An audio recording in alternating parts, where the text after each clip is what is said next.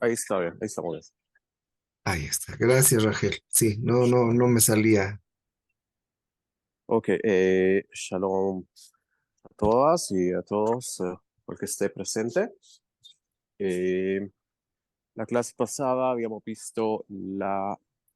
terminado con la impureza de la mujer Zavá, luego pasamos a discutir la mujer Yoledet y empezamos el asunto del Metzorah, o sea, de la lesión bíblica que se traduce como lepra. Habíamos definido algunos conceptos de eso y las formas de transmisión básicas de la impureza por lepra. Es una impureza que también del grado de abatumá y que requiere también un procedimiento especial de purificación de una semana y en el cual se requiere también traer dos aves, una ave como ofrenda hatat y la otra ave como ofrenda olá. Eh, Habíamos hablado de esta lesión en personas, la lesión que se encuentra en la piel de tonos blanquecinos y que también afecta los vellos de la piel. Hoy vamos a discutir acerca de esa misma lesión, simplemente que en vestimentas y en casas. Esta lesión característica esta característica es solamente de la lesión del Charat. Como vemos, no hay impureza, por lo menos la fuente, que pueda ser también encontrada en vestimentas o en casas de otra impureza, solamente de esta impureza. Desde luego que se puede transmitir impureza a utensilios, personas y utensilios. Sin embargo, la fuente primaria de esta impureza es característica eh, de la tzaraat, de la lepra, que también puede ser encontrada en vestimentas como en casas. Tenemos entonces que vestimentas y casas también pueden verse afectadas por tzaraat. Una vestimenta que ha sido afectada por tzaraat, como lo establece el libro de Vaikra, en el capítulo 13, se conoce como Beget Amenugá. Menugá viene de la raíz de nega, nun gimel ain, que se puede traducir como una lesión. Eh, es la casa entonces que ha sido afligida por, la vestimenta, perdón, que ha sido afligida por Zaraat, por la lepra, se conoce como Beget Amenugá, la vestimenta que está afectada por esta lesión, y una casa afectada, como lo trae también el libro de Vaikra, un poco más adelante, se conoce como Bait Amenugá, la casa que está amenugá, que está lesionada o que está afectada con esta lesión de Zarat. La determinación del estado de vestimentas y casas debe ser hecha por un sacerdote, asimismo como también lesiones de piel en personas. Como decíamos, es una examinación y una evaluación que tiene que ser hecha y realizada por un sacerdote, el cual tiene que determinar si se está hablando de lepra propiamente dicha, de tzarat propiamente dicha, en el cual tiene que confinarse la persona y entrar en un estado de reclusión, o en el caso de ser declarado, eh, de estar en caso de dudas, se recluye por el periodo de una semana en el cual vuelve a ser evaluado, como lo estudiamos en la clase pasada, y tiene que ser determinado si ha avanzado la lesión para ser eh, declarado impuro o ver en qué estado se encuentra la persona en ese entonces. Eh, Importante recalcar acá que, como ustedes saben, la persona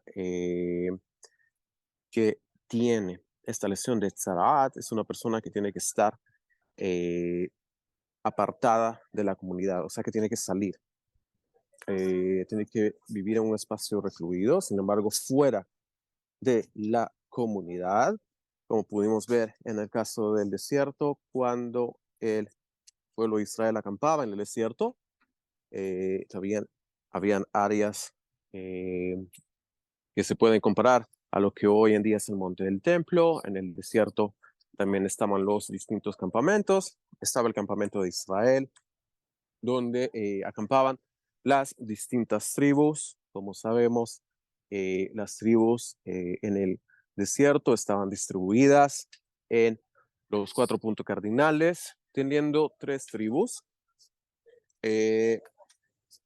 y una familia levítica en cada dirección. Comenzando por el este, estaba Judá en el centro del campamento este, luego estaba hacia sus lados, estaban las tribus de Isahar y de Zebulún, y Moshe y Aarón, la casa de Moshe y de Aarón, que acampaban con ellos. Estaban hacia el norte, tenemos la tribu de Dan, Asher, hacia el sur estaba Reubén, Shimón y Gad, y en el occidente, como hemos estudiado, los hijos de Rachel y Meno, los más cercanos a la Shejinah, que la Shejinah está en el occidente, en medio Efraín, luego Menashe y Benjamín. Esto era el campamento de Israel, luego teníamos el campamento de los levitas, donde ellos estaban también hacia las 4 direcciones. Luego teníamos el área del el patio, el Mishkan, que también tenía un grado de santidad mayor. Luego lo que se conoce como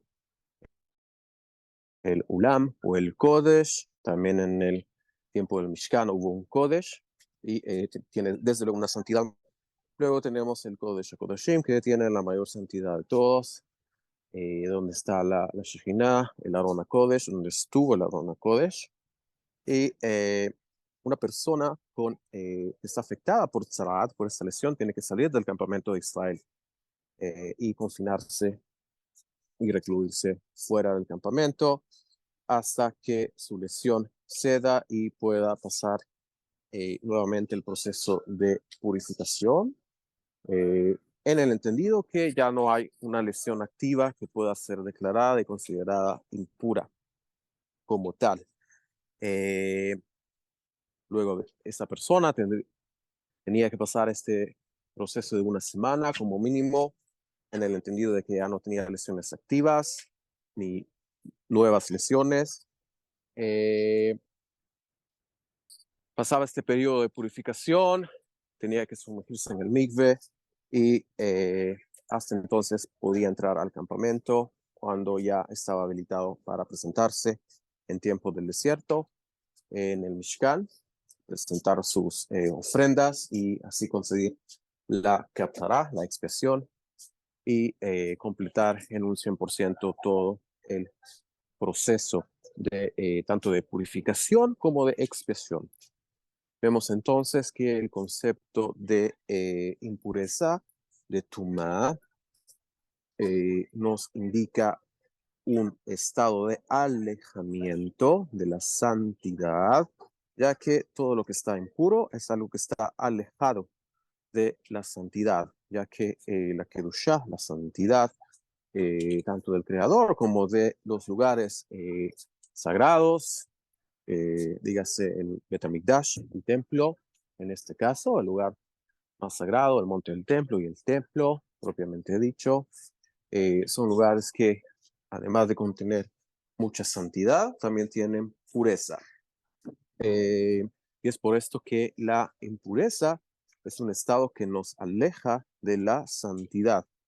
Es por medio de la pureza que nos acercamos más hacia la santidad. Y ambos elementos, tanto pureza, Tahara, como santidad, Kedusha, nos proveen las herramientas necesarias para poder percibir de una mejor manera la divinidad. Eh, es por eso que en tiempos bíblicos los profetas eran muy cuidadosos con el asunto de la pureza. El Los Jajamim en ese tiempo, miembros del Sanedrín, personas justas, piadosas, que guardaban todas las leyes de la Torá, guardaban también las leyes de pureza y estaban conscientes y muy pendientes acerca del estado de impureza, de formas de transmisión de impureza y de estar continuamente purificándose en el caso de haber contraído una impureza. Vemos también cómo en el templo había que traer, en este caso, un chivo, que generalmente es lo que representa este proceso de expiación de impurezas, como lo vemos en el libro de Vaikra, que había que traer un corbán por la impureza, por cualquier error que pudiese haber sido cometido durante el servicio o alguien que por error, sin saberlo, pudo haber entrado en el lugar santo en estado de impureza sin saberlo. Es por eso que se traía un corbán, sacrificio especial por esto, ya que ambos elementos, tanto la tahara, la pureza, como la kedushá, la santidad, se unen y nos habilitan para poder percibir la divinidad. Esto lo vemos todavía mucho más recalcado en los profetas. Hay 3 profetas que hablan en sus profecías de una fuente de agua viva, un Ma'ayan, Ma'in Haim, una fuente de agua viva que va a salir del templo, del Kodesh HaKodashim. Blineder, más adelante podemos estudiar un poco estas profecías y ver qué es lo que dicen los comentaristas y cómo va a suceder esto, ya que va a salir del Kodesh HaKodashim y va a salir hacia el este y se va a ir pronunciando más y más y expandiendo la fuente de agua viva, como lo traen los profetas. Hay 3 profetas que hablan de eso, específicamente, que lo vieron en sus profecías, la fuente de agua viva que va a salir del templo. Tenemos al profeta Joel, tenemos el profeta Zeharia y tenemos al profeta Yehezquiel. Ezequiel en su profecía nos habla de esto, que una fuente de agua viva va a salir de ahí. Ezequiel vio la fuente y caminó también en el templo, hizo un recorrido por el área norte del templo. Sin embargo, la corriente va a recorrer por el área sur, va a ser una vuelta hacia el sur, por el sur, y luego va a salir por el este. Blineder, tengo imágenes de esto, de esta profecía. Blineder trataría de prepararles el material y poder estudiar más adelante esto. Y Ezequiel escribe como en el este, con intervalos de 1000 codos, el agua se va haciendo cada vez más grande, comenzando por el nivel de sus tobillos, luego por sus muslos y hasta llegar a un punto en que ya no puede estar a pie por la cantidad de agua que hay, sino que solamente nadando se puede estar en el lugar y la expansión del agua va a ser muy grande y lo que va a suceder con esta fuente es que esta agua viva de este manantial va a purificar todo el agua del mundo, lo que quiere decir que va a endulzar todo el agua de los océanos, se va a convertir en agua dulce y todas las fuentes de agua se van a purificar de toda impureza y tal como lo describe también el profeta,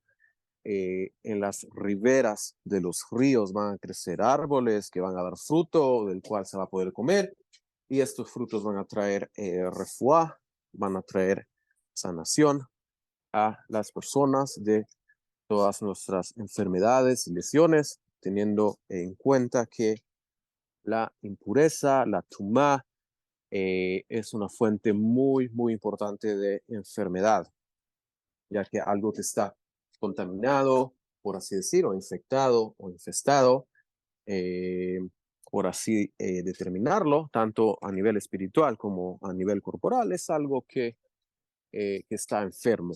Eh, Al momento que podamos purificar eh, el agua, Bezrat Hashem,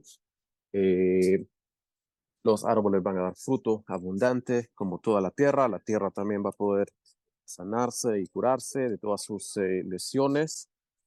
Y finalmente las maldiciones que tiene la tierra serán quitadas de ella y podremos entonces disfrutar de el estudio de la divinidad y de lo espiritual, como lo trae el Rambam también, lo trae el Ramjal y muchos comentaristas que explicaron las profecías de la era mesiánica y qué va a suceder también después, ya que la tierra va a producir en abundancia sin necesidad de tener que trabajarla y tendremos lo que se conoce como Shefa, abundancia, y así podremos finalmente sentarnos tranquilamente, en paz, sin guerras, sin preocupaciones, sin enfermedades, sin necesidad de ir a trabajar, simplemente dedicados a lo nuestro, a estudiar la Torá, a estudiar la divinidad y profundizar en los secretos de la divinidad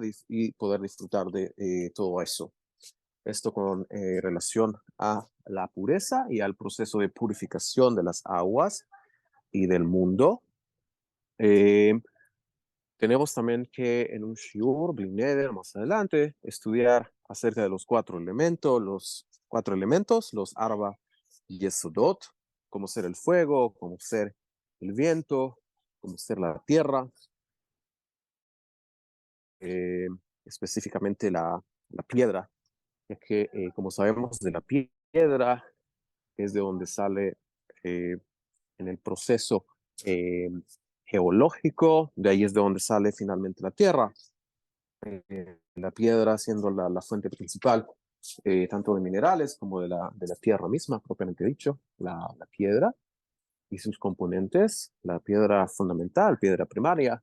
Blineder tendríamos que estudiar también acerca de los cuatro elementos, ya que el asunto de la reparación de los cuatro elementos también tiene que ver con la reparación de la Shejinah, ya que, como ustedes saben, la Shejinah es la manifestación tangible de divinidad en este mundo, en un mundo tangible, en un mundo material, en un mundo donde yo tengo que ver, donde tengo que sentir, donde tengo que respirar, donde tengo que tocar, donde tengo que comer, en un mundo físico y material.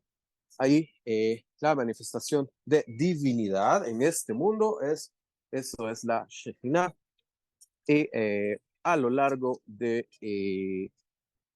tanto de la Torah como del Tanaj, vemos la manifestación de la Shekhinah por medio de los cuatro elementos. Vemos como al principio del libro de Génesis, en la primera parashá, vemos como nos dice que el Ruach Elohim, el espíritu de Hashem se movía por sobre las aguas. Vemos también el elemento agua desde la primera parashá de la Torah. Luego vemos la manifestación de fuego, cuando Moshe Rabenu ve la zarza de fuego. Vemos como también en el desierto se manifestó la Shejinah como una columna de fuego en la noche que acompañaba a Israel y como una nube. En el día vemos también el elemento aire, como siempre está manifestado ahí. A lo largo de las profecías leemos que el viento eh, llevaba a los profetas de un lado a otro y manifestaba mensajes espirituales por medio del viento. Vemos también el fuego, vemos también la piedra, continuamente la vemos en la Torá, como por medio de una piedra hay manifestación divina. Vemos en el pectoral del sumo sacerdote como habían 12 piedras que representaban a cada una de las 12 tribus y como por medio de ese pectoral, lo que se conoce como Urim y Tumim, se consultaba la divinidad y literalmente las piedras manifestaban letras con un mensaje que decía subir o no subir. Estudiamos cómo se consultaba el Urim y Tumim ya varias clases atrás. Y vemos entonces cómo la manifestación de la divinidad por medio de piedras, vemos también la piedra fundamental, eh, donde, de donde va a emanar también el agua en el futuro, que está en el Kodesh HaKodashim, la Even Shtiyah, vemos también la piedra que golpeó Moshe en el desierto, donde también salió agua y pudo beber agua dulce. El pueblo de Israel en el desierto. Vemos continuamente en los salmos como el rey David se refiere a Hashem como su piedra, como Hashem, Tzuri Veguali, Hashem, mi roca y mi redentor. Vemos continuamente también a los profetas estos conceptos de cuatro elementos distribuidos continuamente a lo largo de toda la Biblia.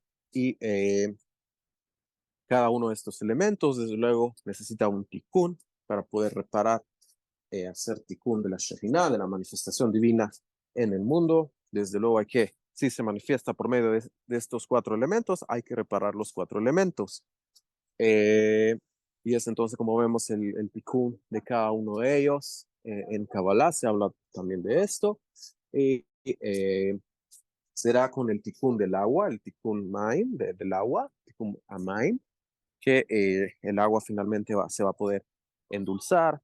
Esta fuente de agua viva va a salir del templo, va a endulzar todas las aguas, los ríos, las corrientes, los manantiales, todas las fuentes de agua van a ser endulzadas, excepto una parte del mar muerto que va a quedar salado para que podamos tener sal, para poder, como sabemos, la sal es necesaria para los sacrificios también, ya que es un ingrediente y un elemento necesario para los sacrificios, ya que hay que salarlos, los órganos y las partes de los sacrificios antes de poder lanzarlas al altar y quemarlas. Esto lo estudiamos, como la sal es importante en el proceso. Entonces necesitamos tener una fuente de sal también en el futuro y es por eso que esta área del Mar Muerto va a quedar salada para poder extraer sal de ella. Sin embargo, las grandes fuentes de agua, los mares, océanos, van a ser endulzados y van a ser purificados, ya que, como vamos a estudiar también en este material, el agua es un elemento que puede impurificarse. El agua se puede impurificar. De repente han estudiado en las alajot de Kashrut que está prohibido dejar una fuente de agua destapada. Eh, digamos, tiene usted un contenedor de agua en su casa y está destapado. Antes de ir a acostarse, pues tiene que taparlo y no dejar que pase una noche y que una fuente de agua esté destapada, ya que el agua se impurifica y ya habría que descartarla y no se podría tomar. Eh, Esto de acuerdo al concepto de que el agua se impurifica. También hay un concepto más cabalístico en el asunto, pero lo más básico es eso. El agua es un elemento que puede impurificarse y si hay manera de purificar agua.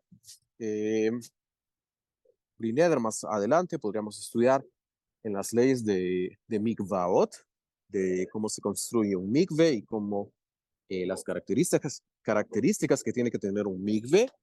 Eh, Desde luego que un mikve no puede tener agua impura ni puede tener formas de que el agua se impurifique. Es por eso que tiene que estar kasher. Y justamente un mikve kasher es eso, es una fuente de agua de la cual yo me puedo purificar, pero no lo contrario, no impurificar, ya que hay requerimientos especiales como lo de un solo pasuj de la Torah, se derivan todas las leyes de los mikvaot, de las mikve, y tenemos entonces dos conceptos, está el Ma'ayan, que es una fuente, y está el Bor, literalmente una fosa o un hoyo.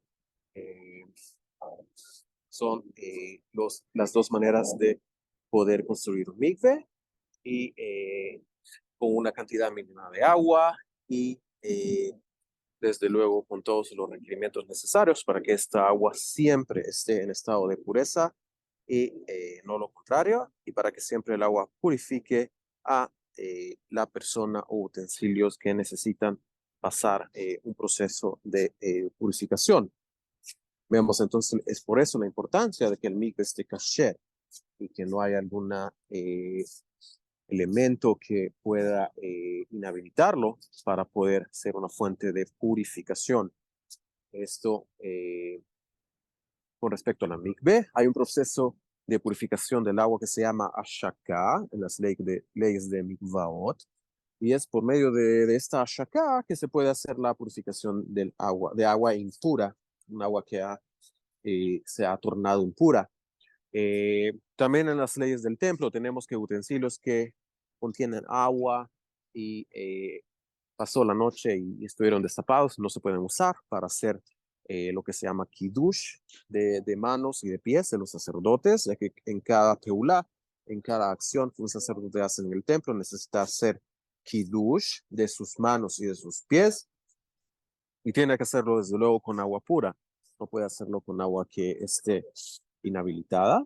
Eh, Estudiamos también en clases pasadas cómo había una fuente de agua en el templo, de donde se sacaba agua para todas las necesidades en el servicio sacrificial, tanto para el lavado de manos y de pies de los sacerdotes, como el lavado y enjuague de los órganos de los animales, como para limpieza y mantenimiento también de otras estructuras del templo. Sabemos que el agua es importante para todo y en el templo no es una excepción. Es muy importante tener agua en abundancia también en el templo, ya que se necesita mucho para el trabajo y todo lo que se requiere hacer en el templo, y desde luego para beber también, ya que es un líquido vital y fundamental también para nuestro cuerpo, ya que un buen porcentaje de nuestro cuerpo es agua, y también nuestro cuerpo contiene los 4 elementos. Tenemos también el elemento fuego en nosotros, ya que con todas las reacciones químicas que se producen continuamente en el cuerpo, una de las reacciones es producir calor. Es por eso que nuestro cuerpo tiene una cierta temperatura que mantener constantemente para poder funcionar y que todos nuestros órganos funcionen adecuadamente a esta determinada temperatura. Eh, Tanto si baja como si sube, ya el cuerpo empieza a eh, funcionar de una manera distinta y lo sentimos. Eh, Esto con respecto al elemento fuego en nosotros, con respecto al elemento agua. Eh, Está claro que tenemos agua en nuestro cuerpo, las células tienen agua y tenemos mucho líquido recorriendo también en forma de sangre, en forma de linfa, en forma de saliva, en forma de distintas secreciones, en los distintos órganos y sistemas, en el jugo gástrico, en el intestino. Eh, Tenemos también la bilis, que también es líquida. Tenemos la linfa en el sistema linfático, que es líquida. Secreciones pulmonares también son líquidas. Hay mucho líquido en nuestro cuerpo. Lo sabemos, está claro para nosotros. Tenemos el elemento aire. El aire tiene oxígeno, un elemento importantísimo para poder funcionar, y continuamente respiramos y inhalamos el oxígeno que necesitamos por medio de la respiración. Este oxígeno se transporta hacia los alvéolos pulmonares y luego llega a la sangre, y de ahí pues hacia todos los tejidos y órganos. Esto con respecto al aire. Eh, con respecto a la tierra, sabemos que la tierra, tanto la piedra como la tierra, tiene minerales. En nuestro cuerpo también tiene minerales que son importantes. Tenemos calcio en nuestros huesos, tenemos magnesio, tenemos distintos minerales que son importantes para el funcionamiento del cuerpo. Vemos entonces cómo estos 4 elementos son importantes para todo lo que fue creado, y como lo trae eh, el Rav, el Ora Haim, en su comentario en la Parashá Bereshit. Estos elementos, los 4 elementos, fueron creados antes de que este mundo que conocemos hoy en día fuera creado. Estos 4 elementos ya existían. Eh, Esto como un pequeño comentario de lo que Blineder más adelante me gustaría que pudiéramos estudiar un poco más a profundidad. Eh, Decíamos entonces que el sacerdote el que tiene que hacer el diagnóstico también de la lesión, tanto en casas, en las paredes de la casa, como en las ropas o vestimentas. Tienen que ser examinadas y evaluadas por el sacerdote, por lo cual él tendría que transportarse e ir a inspeccionar y evaluar tanto ropas como casas. En este caso, alguien que sospecha que su vestimenta ha sido afectada por tzaraat debe consultar al sacerdote, como hemos estado estudiando. Es en este caso un sacerdote del linaje de Aarón a Cohen, el sacerdote, quien tiene que evaluar estas lesiones y quien tiene que determinar cuál es el estado de la lesión, si la persona, la ropa o la casa se considera impura de una vez, de acuerdo a las características de la lesión, o si hay que confinarla y recluirla por un tiempo, o que debe ser hecho con la persona, la vestimenta o la casa. Eh, Igualmente, el sacerdote debe ir a revisar una casa con sospecha de tzaraat en ella. Las lesiones de casas y vestimentas deben ser recluidas antes de ser evaluadas, ya que si en caso de que sí sea una lesión de tzaraat y el sacerdote la declara impura, pues habría que evitar de antemano que tanto personas como utensilios adicionales también eh, puedan recibir y adquirir la impureza. Es por eso que deben de ser recluidas una vez que hay una duda o una sospecha de que algo ha sido afectado por tzaraat. Habría que confinarlo antes de que haya un diagnóstico o una determinación del estado de la lesión y la condición. Antes de que el sacerdote la haga, habría que confinarla eh, por este asunto, ya que si, en caso de sí ser una lesión impura, como sabemos, transmite ya una vez impureza tanto a personas como a utensilios. Eh, Esto con respecto al tema de Zarat. Desde luego hay mucho más que hablar y muchos más detalles de las alajot y leyes acerca de esto. Es bastante extenso el tema. Eh, Como dijimos en el principio del material, esto solo es una pequeña pesquisa, es una pequeña introducción a todo el mundo y el tema de teorot, de impurezas y de procedimientos de purificación. Y bueno, esto ha sido con respecto a Tzaraat, lo que vimos la clase pasada. Y hoy eh, vamos a repasar un poco acerca de los modos de transmisión de la Tumá. Los habíamos hablado y mencionado rápidamente al comienzo de este material. Ahora vamos a detallar un poco más acerca de ello, de los modos de transmisión de la Tumá o impureza. Tenemos el primero, que es Magá. Magá es contacto directo con algo o con alguien. Cuando usted toca directamente algo, una fuente impura, lo toca directamente con su mano, su piel o alguna parte de su cuerpo, hace contacto directo con la fuente de impureza. El contacto directo, a esto se conoce como Magá. Eh, si alguno de los avot, o sea, las fuentes primarias de impureza, discutidas anteriormente, todas las que estudiamos y vimos hasta el momento, en el grado de Avia Botatumá, como el caso de un cadáver de un judío o sus derivados, como lo estudiamos, o los Avatumá que estudiamos. Eh, Estas son las fuentes primarias de impureza que discutimos, excepto aquellos que lo hacen por medio de rituales relacionados al templo, como sacrificios. Lo estudiamos también acerca de sacrificios que el solo acto sacrificial o el procedimiento que involucra este acto es lo que confiere impureza.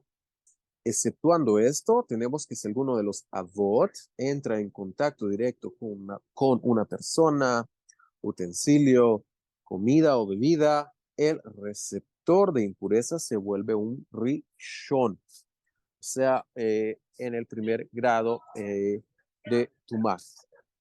Hay algunas excepciones, como las estudiamos anteriormente, en lo que si usted entra en contacto con un avatumá, usted también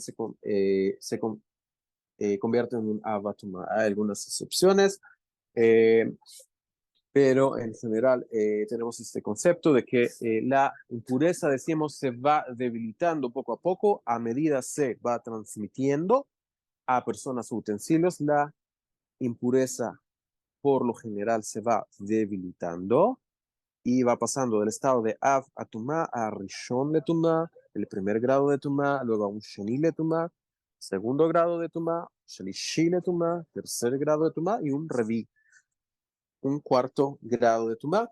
Decíamos que no hay un grado menor a un cuarto grado de Tumá y es de esta forma en que se va transmitiendo y debilitando por lo general. Desde luego, habiendo excepciones donde una fuente de Avatumá transfiere la impureza y también el receptor se convierte en un Av-Atumá, tal cual como su fuente. Esto con respecto a Magá. Tenemos el segundo modo de transmisión, está Masa, que significa portar o cargar a la fuente de impureza. En este caso, cuando usted lleva un peso o lleva algo que es una fuente primaria de impureza, usted lleva y porta el peso, independientemente si usted hace contacto directo o no con la fuente, el solo hecho y acto de usted portar el peso de esa fuente de impureza es lo que se conoce como masá, portar o cargar. Y es este acto, esta acción, lo que confiere la impureza, el modo de la transmisión. Si un receptor de impureza carga, llámese persona o utensilio, porta o incluso mueve una fuente primaria de impureza, sin necesidad de haber hecho contacto directo, como dijimos, con la fuente de impureza, se impurifica por medio de masá. Sin embargo, si la fuente de impureza carga un receptor, excepto en el caso del Zav, la Savá y la Yoledet, el receptor permanece puro, o sea que no adquiere impureza. En caso que la fuente de la impureza no sea un Zav, no sea una Zavá, no sea una Yoledet, lo que estudiamos en las últimas dos clases. No sea un hombre que tenga una emisión, un flujo por medio de su uretra y que lo convierte en un Zav, no sea una mujer que tenga un flujo, un sangrado uterino, que la convierta en una Zavá y no sea una Yoledet, una mujer que dio a luz, excepto en estos casos, en los cuales sí se transmite la impureza, pero de otra forma, si la fuente de impureza no son estas personas, no se transmite la impureza por medio de masá, o sea que no se adquiere en caso de que la fuente cargue al receptor, a un posible receptor de impureza. Podemos continuar. Solamente una persona se puede volver impura por medio de masa, no un utensilio, no comidas ni bebidas. Esto es importante, ya que tenemos que en una situación, digamos, en que un carrito automático que pueda cargar algo, alguna fuente de impureza, en este caso no la adquiriría, ya que solamente personas pueden eh, recibir impurezas por medio de masá, por medio de cargar o portar el peso de una fuente de impureza, solamente personas y no utensilios, ni comidas ni bebidas. Tenemos la otra forma de transmisión, habíamos hablado de ella, eset, que es ser cargado, En el caso que un recipiente susceptible a impureza sea cargado por un zav o estatus similar a este, como decíamos, dentro de este grupo del zav, tenemos el zav ve javerav, el zav y sus asociados, o el zav y sus amigos, que son todos y todas las que discutimos en las últimas dos clases, el zav, la zavá, la yuledet. Tenemos entonces que en el caso que un recipiente susceptible a impureza sea cargado por un zav o un estatus similar a este, incluso sin haber hecho contacto directo con la fuente de impureza, que en este caso es lo que carga o lleva al receptor de la impureza, queda impuro en este caso, en caso de ser cargado por un zav, como lo trae la Mishnah en Zavim y la Gemara en el Tratado de Shabbat. Luego tenemos el modo de transmisión de Midrash. Midrash es cuando un utensilio destinado para cargar, suba un poco.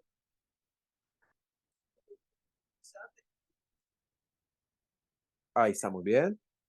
Si un utensilio destinado para cargar o soportar el peso de una persona entra en contacto con un zav o estatus similar a este, ya sabemos cuáles son, queda impuro, por ejemplo, un mueble en el cual la persona se sentó, un objeto que adquiere impureza de esta forma se conoce como un midrash a zav, o sea, una persona literalmente que fue pisada por un zav, o sea que el peso de la persona, del zav o la zavá, en el caso de ser una mujer, fue impuesto sobre el receptor de impureza, que en este caso, en este ejemplo, un mueble en el cual la persona se sienta. Esto es lo que se conoce como midrash. Eh, en este caso, el utensilio se vuelve un av atumá, como vemos.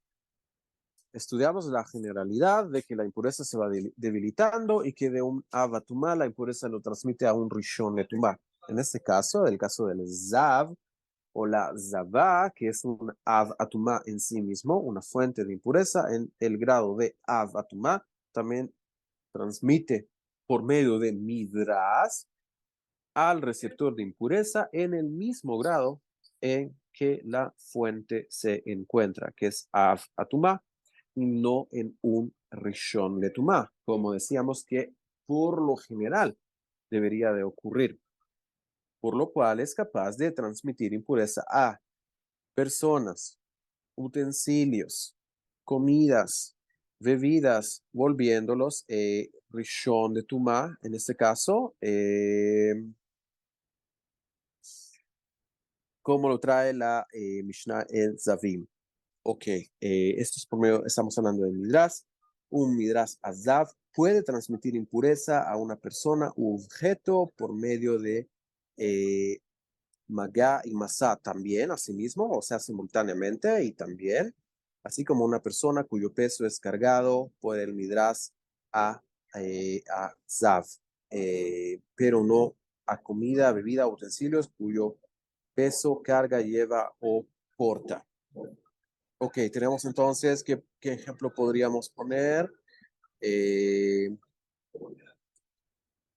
a ver, Midrash Azav, en el caso del Midrash Azav, que puede también por medio de Magá y Masá simultáneamente, y personas cuyo peso es cargado por el Midrash. En este caso, vamos a poner el caso de una silla en la cual una persona, un zaf o una zabá se sentó, como decimos, por medio de Midrash, se transmitió la impureza en el mismo grado de Abatumá, y luego esta silla se sienta otra persona y la persona es cargada, por así decirlo, en una fiesta o algo por medio de esta silla. Entonces, esto sería un ejemplo de la persona cuyo peso es cargado por el midrash del Zav, o sea, por el utensilio que fue impurificado por medio de Midrash, una persona que es un Zav o una Zavá. Este sería uno de los ejemplos para entender de qué se está hablando aquí de peso que es cargado por el Midrash de el Zav. Esto no sucede con comidas, bebidas, utensilios, cuyo peso el Midrash se carga, sino que solamente con personas, como vemos. Siguiendo, entonces tenemos una roca puesta, Even a Mesamá. Tenemos que un Zav y sus asociados transmiten impureza a utensilios que soportan el peso de una persona, como el caso de una roca puesta. Un término derivado del libro de Daniel, con lo que se considera que un Zav y sus asociados transmiten impureza a utensilios que descansan por debajo de una roca donde él o ella, en caso de ser mujer, descansan, o sea que ponen su peso. Esta regla se aplica para el concepto de Midrash Azav, para Masá y para Eset de el Zav, por lo que se considera que hay transmisión de impureza si un receptor susceptible de impureza yace arriba o por debajo de un transmisor de impureza, donde un Zav pone su peso, como lo trae el Ramban, Nachmanides y lo trae la Gemara en el Tratado de Shabbat. O sea que el concepto de roca puesta es algo donde una persona que está impura por Zivá, un Zav, una Zavá, coloca o pone su peso y luego viene un recipiente o un receptor de impureza por sobre este utensilio, yace o se coloca y es por medio de este acto que se transmite la impureza. Esto con respecto al Zav.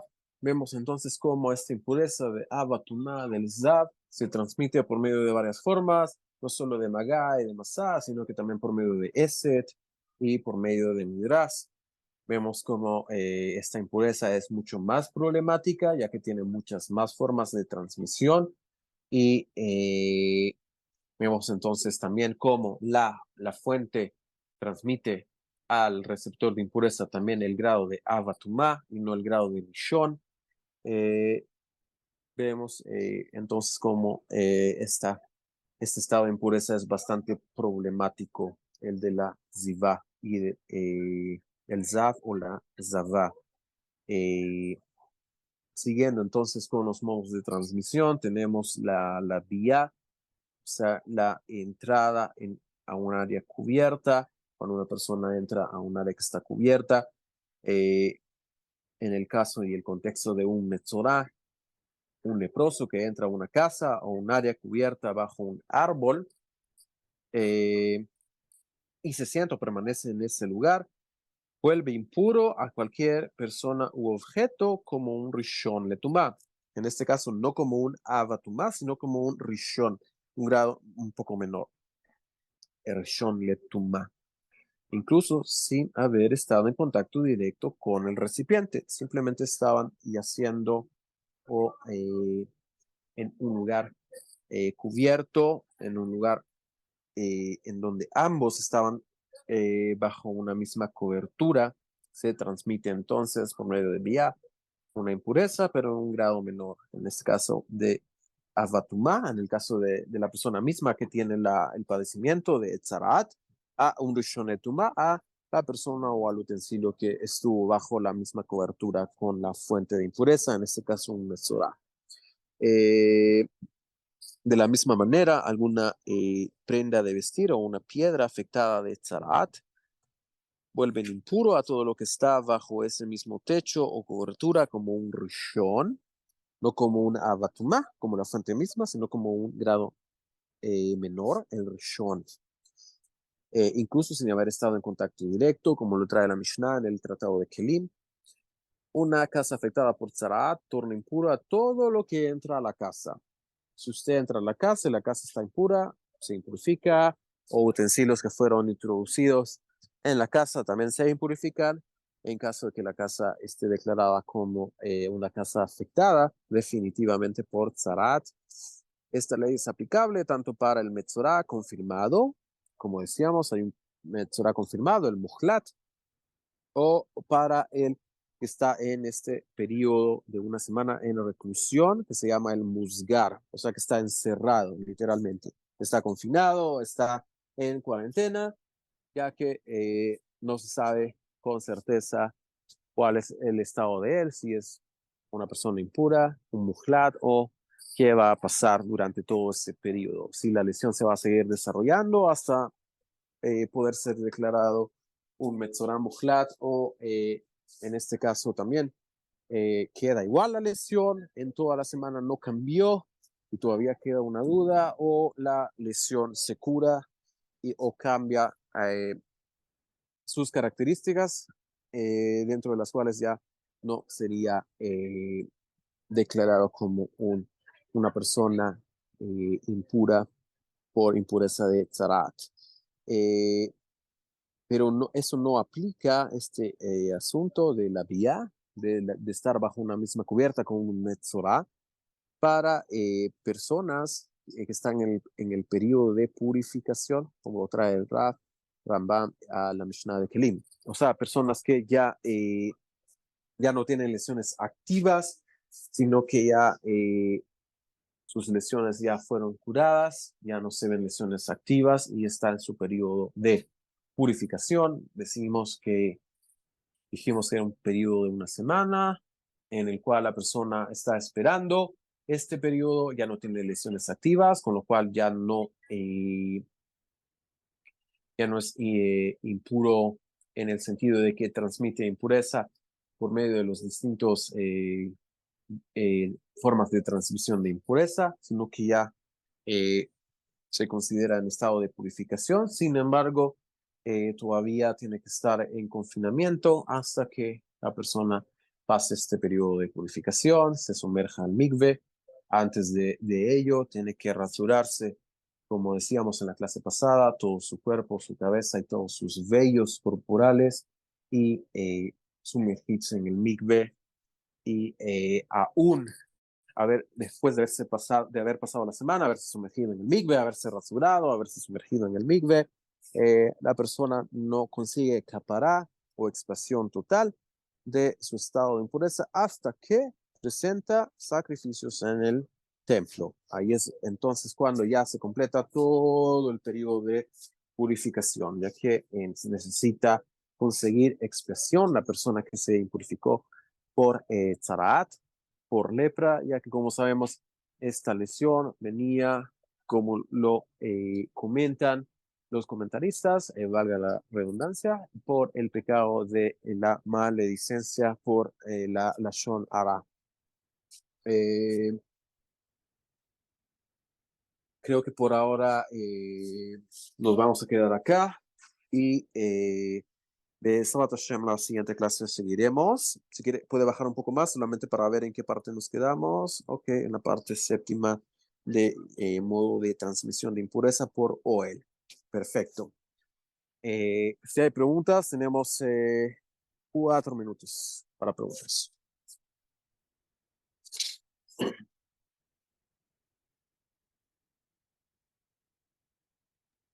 Yo tengo una pregunta, pero no sé si viene al caso. Está en relación a en la conversión, cuando uno se sumerge en el migbe, ¿también se afeita todo? Para conversión, no. Sin embargo, una persona que se convierte tiene que traer sacrificios al templo luego de su conversión. Eso sí está en la ley. Una persona que se convierte tiene que traer un sacrificio al templo. Y esto, desde luego que no se puede completar porque no hay templo, y toda persona que se convierte, a pesar de haber ido al mikve, no podría traer el sacrificio y completar eso por ahora que no hay templo. Pero sí se requiere de alguien que pasó un proceso de conversión, que en cierta forma también es un proceso de purificación del alma judía, que en este caso tiene que sufrir este proceso de volver a la pureza y a la santidad del pueblo de Israel, tiene que llevar también sacrificios al templo luego de haberse sumergido en el mikve. Sin embargo, no se requiere que una persona por motivos de conversión tenga que rasurarse. Esto solamente es por asunto de lepra, de tzaraat, en el cual requiere rasurarse. Desde luego que como también la mujer con impureza de nidá y que necesita purificarse luego de pasar 7 días de pureza, se sumerge en el mikve, no tiene que ver ninguna mejizá, o sea, ninguna interrupción de su piel con el agua. Asimismo, un converso, una persona que termina su proceso y se sumerge en el mikve, tiene que evitar que no haya ninguna mejizá, ninguna interrupción entre su piel y el agua del mikve. Todas estas leyes también aplican a la persona que por motivos de conversión se sumerge en el mikve como un acto de completar el proceso que el alma ha estado pasando durante todo su proceso de conversión. La ley también, como decimos, demanda que el converso también traiga sacrificios al templo. Esto no se puede cumplir hoy en día, ya que no hay templo y no hay dónde traer los sacrificios. Pero sí se demanda, hay un sacrificio que el converso tiene que traer al momento de completar su conversión. Muchas gracias, Ra. Yo tengo otra pregunta. Sí, Las manchas de ¿cómo es? Tesarat, tesarat. sí, ajá. Se ven en las paredes de una casa como hoy día se vería una casa que tiene humedad, que a veces hay casas con humedad y se les hace como manchas de moho, que es como un tipo de hongo por la humedad. Vendría a Sí, ser, correcto, ajá. vendría a ser algo parecido. Decíamos que la lesión de Tzaraat hoy en día no existe, no es una lesión de tonos blanquecinos, nadie la conoce, nadie podría decirle cómo ser una lesión de lepra, tanto en piel viva de una persona como vestimentas o casas. La cuestión de, como usted menciona, de humedad y de hongos, es algo que se conoce hoy en día, que es un hongo que produce distintos tonos, pueden ser blanquecinos, pueden ser oscuros, amarillentos, son distintos tonos. Las lesiones por hongos, tanto en casa como en algunos utensilios. Esta lesión de lepra de tzaraat bíblica es una lesión de tonos blanquecinos, no como hoy en día se ve en los hongos por humedad en casas. Eh, entonces, en teoría, si bien podría dar una cierta semejanza, no podríamos decir que es exactamente igual. Nadie ha visto esta lesión de tzaraat, nadie le podría decir en comparación a un hongo cómo se ve. Sin embargo, lo que le puedo decir es eso, de acuerdo a cómo lo escribe la Mishnah y los comentaristas, lesiones de tonos blanquecinos y las lesiones que hoy vemos por humedad y por hongos son de distintos tonos, no solo de tonos blancos. Gracias, gracias, doctor. ¿Alguien más?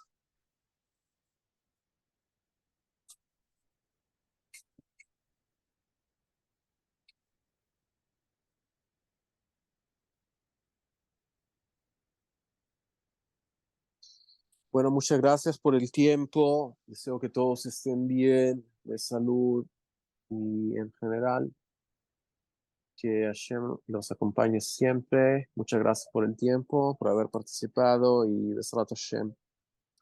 Nos veríamos la próxima semana. Ya estaríamos en Hanukkah, Besrat Hashem. Que tengamos una festividad con mucha luz espiritual y que también podamos ver milagros en nuestras vidas. Que Hashem nos traiga prontamente victoria, tranquilidad, tanto en Israel como en el mundo. Muchas gracias a Amén. todos y estaremos Amén. viéndonos la próxima clase. Besrat Hashem. Besorotobo, doctor, muchas Amén. A gracias. todos. Amén. Que Toda estén muy Rabá. bien. Laila, Amén. Gracias, More. Laila. Gracias.